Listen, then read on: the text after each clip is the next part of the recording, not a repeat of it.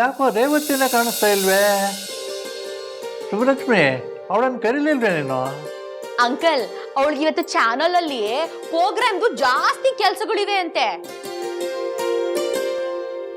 ಇಂಥ ವಿಶೇಷವಾದ ದಿನಗಳಲ್ಲಿ ನಮ್ಗೆ ಸ್ಪೆಷಲ್ ಶೋ ತೋರಿಸ್ಬೇಕು ಅಂದ್ರೆ ಅವ್ರು ಜಾಸ್ತಿ ಕೆಲಸ ಮಾಡ್ಲೇಬೇಕಲ್ವಾ?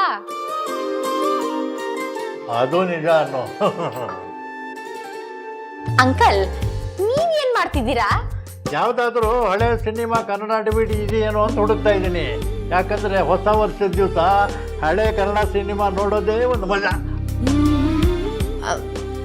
ಹೊಸ ವರ್ಷದ ದಿನ ಹಳೆ ಕನ್ನಡ ಸಿನಿಮಾನ? ಹೌದಮ್ಮ, ಅದೇ ಸರಿ. ಎಷ್ಟೇ ಹೊಸ ವರ್ಷ ಬಂದ್ರು ನಾವು ಹಳೆದನ್ನು ಮಾತ್ರ ಮರಿಬಾರ್ದು. ಅದರಲ್ಲೂ ಈ ಇಂಗ್ಲಿಷ್ ಕ್ಯಾಲೆಂಡರ್ ಪ್ರಕಾರ ಈ ಹೊಸ ವರ್ಷ ಆಚರಣೆ ಮಾಡೋದು ನನಗಂತೂ ಸರಿ ಬೀಳೋದಿಲ್ಲ.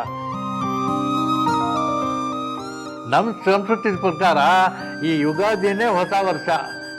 ಎಷ್ಟು ಚೆನ್ನಾಗಿ ಮಾಡ್ಕೊಡ್ತೀವಿ ಆ ಹೊಸ ವರ್ಷನ.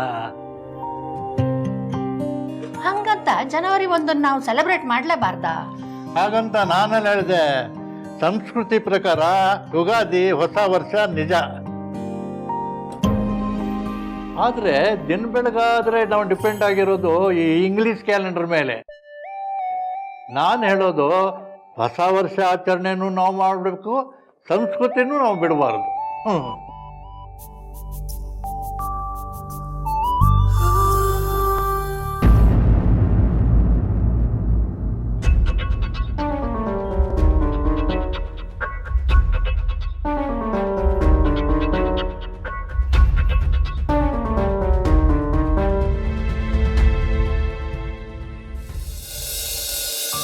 ಸುಬ್ಲಕ್ಷ್ಮಿ, ಪೂರ್ಣಚಂದ್ರ ಏನ ಬರ್ಲಿಲ್ವಲ್ಲ? ಅವರು ಬರೋದ್ ವಸಿ ಲೇಟ್ ಆಯ್ತದೆ ಅಂತ ಮೊದ್ಲೇ ಹೇಳಿದ್ರು. ಇನ್ನೇನು ಬರೋ ಟೈಮ್ ಆಯ್ತು, ಬಂದಿದ್ ಕೂಡ್ಲೆ ಎಲ್ರು ಹೊಟ್ಟೆ ಊಟ ಮಾಡ್ಬಿಡೋಣ. ಹಾಗಾದ್ರೆ ಅಲ್ಲಿವರೆಗೂ ಅಣ್ಣವ್ರ ಸಿನಿಮಾ ನೋಡ್ಬಿಡೋಣ. ಸುಬ್ಲಕ್ಷ್ಮಿ,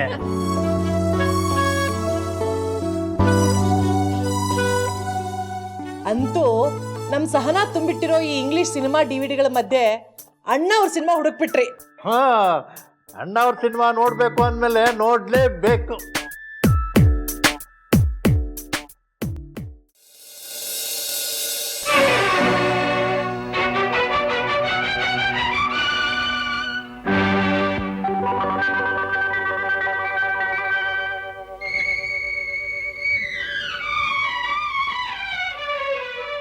ಆಹಾ, ಅಣ್ಣವ್ರ ಹಾಡು ಕೇಳೋ ಮಜಾನೇ ಬೇರೆ.